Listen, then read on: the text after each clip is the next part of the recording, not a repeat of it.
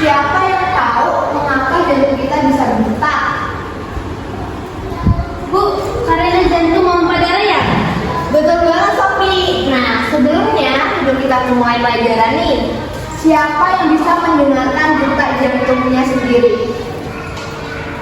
Wah, gimana Bu? Jantung saya berdetak. Anak-anak, mari kita pelajari perjalanan darah dalam tubuh kita. Sebelum itu, kita akan bernyanyi bersama terlebih dahulu. Semuanya dibuat untuk berdiri. Jadi lagunya ini menggunakan irama lagu pelangi-pelangi. Ibu. Perlu diingatkan dulu, soalnya ini kan kita ambil dari song lain. Jadi ya kalau cepat kita sesuaiin aja. Gak mau ah. Mari kita belajar sistem peredaran darah manusia. Jalan-jalan tanpa pembuluh darah, ada di vena dan juga kapiler. Jantung memompa, menyumbang oksigen dalam darah manusia. Jantung manusia ada 4 ruang, 2 sapi di atas, 2 miliki bawah. Sapi berfungsi memompa darah, mengalirkannya masuk ke diri. Diri berfungsi memompa darah, mengalirkannya ke seluruh tubuh. Oke, teman-teman bisa duduk ya. Masih Bu. Nah, selanjutnya kita ke lebih detailnya lagi di pelajaran kali ini. Kalian tahu nggak kalau sistem peredaran darah itu terbagi menjadi 2 bagian, yaitu peredaran darah kecil dan peredaran darah besar. Nah, teman-teman, jadi peredaran darah kecil itu dimulai dari jantung, terus ke paru-paru, kemudian kembali ke jantung.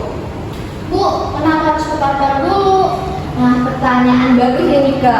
Di paru-paru, darah kotor itu dibersihkan. Lalu habis itu karbon dioksida dikeluarkan dan oksigen masuk. Oh, jadi seperti mencuci darah ya Bu?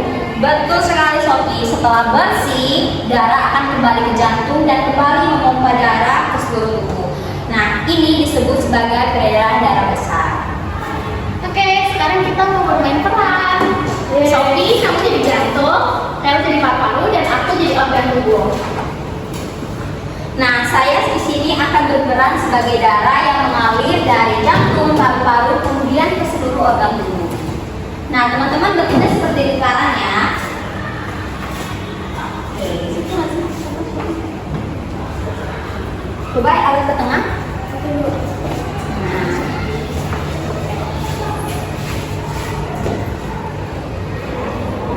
Nah, yang pertama saya akan bergerak ke jantung, yaitu ke Sophie. Saya pompa darah kotor ke paru-paru. Saya bersihkan darahnya, karbon dioksida keluar, oksigen masuk. Terima kasih Dada Persis, sekarang saya punya energi. Oke, terima kasih Sophie, Felis, Yunika. Kalian sekarang bisa kembali ke tempat duduk masing-masing. Oke, terima kasih Bu.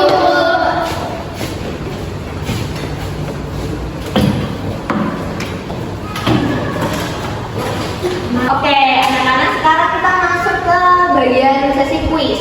Ibu mau nanya, siapa yang tahu 4 ruang jantung? Saya Bu. Antrium kanan, antrium kiri, kemudian vertikal kanan dan kiri. Benar Sophie. Nah, sekarang Felis, apa fungsi atrium kanan? Apa ya? Menerima darah kotor dari seluruh tubuh Bu. Benar, beri tepuk tangan untuk Felis. Nah, sekarang lanjut ke Yunika. Aku mau nanya nih, kemana darah dari vena memompa? Ke seluruh tubuh melalui aorta, Bu. Betul, katakan ada. Wow, kalian semua hebat. Nah, untuk mengingat kembali mata pelajaran yang telah kita pelajari hari ini, mari kita semua berdiri untuk mengulang kembali lagu yang telah kita nyanyikan pada awal tadi. Yeay!